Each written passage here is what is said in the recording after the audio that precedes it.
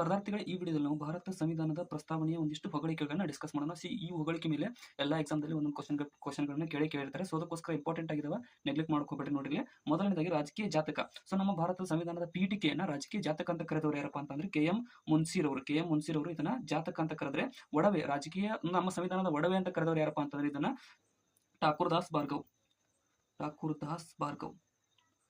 So ಇಲ್ಲಿ ಆತ್ಮ ಮತ್ತು ಹೃದಯ, ಅಂಬೇಡ್ಕರ್ ಅವರು ಆತ್ಮ ಮತ್ತು ಹೃದಯ ಅಂತ 32ನೇ ವಿಧಿಗೆ ಕರೆದ್ರು. ಸೊ ಏನಪ್ಪಾ ಅಂತಂದ್ರೆ ಅಂದ್ರೆ ಸಂವಿಧಾನಕ ಪರಿಹಾರಾತ್ಮಕ ಹಕ್ಕುಗಳಿಗೆ ಕರೆದ್ರು. ಬಟ್ ಇದಕ್ಕೆ ಪೀಠಿಕೆಗೆ ಆತ್ಮ ಮತ್ತು ಹೃದಯ ಅಂತ ಕರೆದವರು ಮೊಹಮ್ಮದ್ ಹಿದಾಯತುಲ್ಲಾ